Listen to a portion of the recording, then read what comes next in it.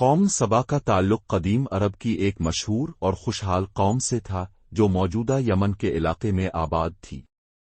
ان کا شہر مرب کہلاتا تھا اور وہ زراعت، صنعت و تجارت میں بے مثال ترقی یافتہ تھے۔ ان کی سلطنت کا شمار اس دور کی سب سے طاقتور سلطنتوں میں ہوتا تھا۔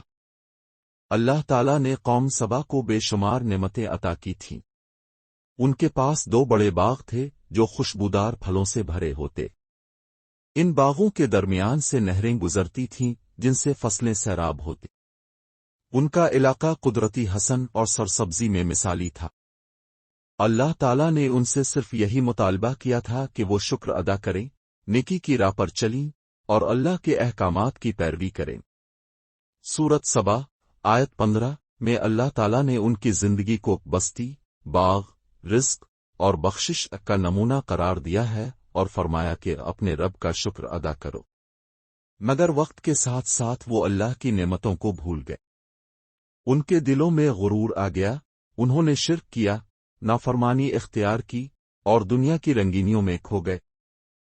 شکر گزاری کی بجائے وہ فساد، ظلم اور گناہوں میں مبتلا ہو گئے۔ اللہ تعالیٰ نے انہیں بار بار تنبیہات کیں۔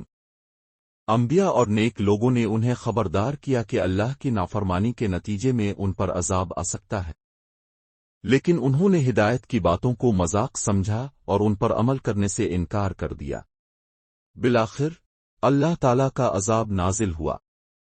ان کے علاقے میں سیل الرم بڑے سیلاب کا ذکر آتا ہے جس نے ان کے مضبوط بند کو توڑ دیا۔ یہ بند ان کی زمین کو پانی دیتا تھا اور اس کے ٹوٹتے ہی سارا نظام درہم برہم ہو گیا۔ سیلاب نے ان کے دونوں باغات کو تباہ کر دیا۔ سرسبز زمینیں بنجر ہو گئیں، درخت سوکھ گئے اور میٹھے پھلوں کی جگہ کڑوے جھاڑیاں الفاگ آئیں۔ جو قوم نعمتوں میں ڈوبی ہوئی تھی وہ مفلسی اور بربادی کا شکار ہو گئی۔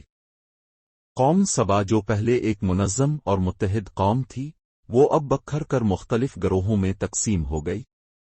ان کے شہر اور بستیاں ویران ہو گئیں۔ وہ لوگ جو پوری دنیا میں شہرت رکھتے تھے اب گمنامی اور ذلت کی زندگی گزارنے پر مجبور ہو گئے۔ قرآن مجید نے قوم سبا کے واقعے کو بطور نصیحت بیان کیا ہے۔ سورۃ سبا آیات 15-19 میں اس واقعے کو تفصیل سے بیان کیا گیا ہے تاکہ انسان سبق سیکھے اور اللہ کی نعمتوں کی ناشکری نہ کرے۔ یہ واقعہ قیامت تک انسانوں کے لیے ایک تنبیہ ہے۔ قوم سبا کا انجام ہمیں یہ سکھاتا ہے کہ اللہ کی دی ہوئی نعمتوں پر شکر ادا کرنا ضروری ہے۔ ناشکری، غرور اور گناہ انسان کو عروج سے زوال تک پہنچا دیتے ہیں۔